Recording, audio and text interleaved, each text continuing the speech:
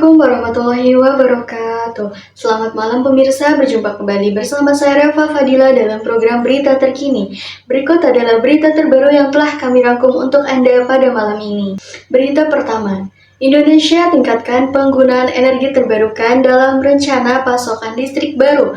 Pemerintah Indonesia berencana untuk meningkatkan kapasitas energi terbarukan secara signifikan dalam dekade mendatang melalui Rencana Usaha Penyediaan Tenaga Listrik atau RUPTL terbaru.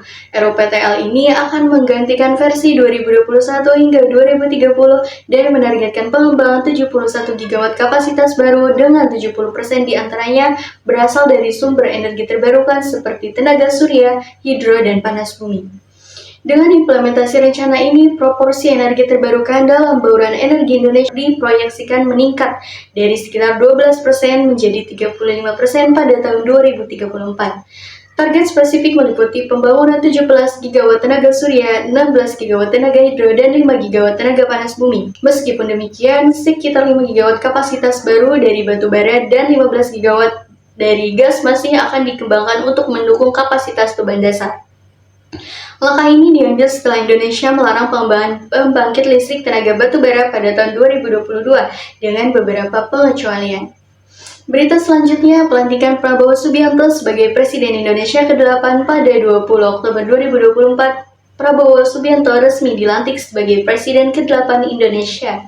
Didampingi oleh Wakil Presiden Gibran Rakabuming Raka, pelantikan berlangsung di Kompleks Parlemen Jakarta, menandai dimulainya masa jabatan 5 tahun mereka.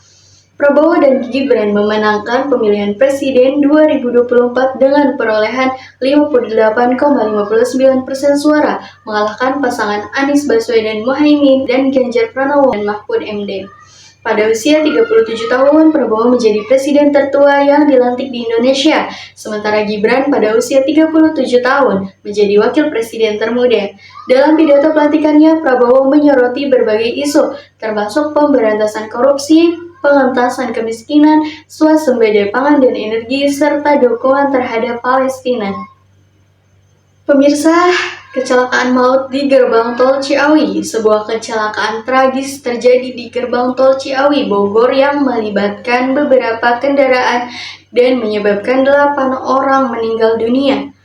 Menurut laporan awal, kecelakaan disebabkan oleh truk yang mengalami remblong sehingga menabrak kendaraan lain di depannya.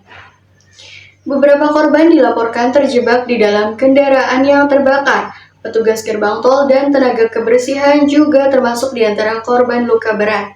Sopir truk saat ini masih dalam perawatan intensif dan belum dapat dimintai keterangan. Pihak berwenang sedang melakukan investigasi lebih lanjut untuk mengetahui penyebab pasti kecelakaan ini. Berita selanjutnya, banjir meluas di Kabupaten Demak, Jawa Tengah. Banjir di Kabupaten Demak, Jawa Tengah semakin meluas, merendam 21 desa di 3 kecamatan. Sebanyak 56.785 jiwa dari 15.126 kepala keluarga terdampak, dengan 547 jiwa dari 173 kepala keluarga terpaksa mengungsi karena rumah mereka terendam banjir hingga ketinggian 1 meter.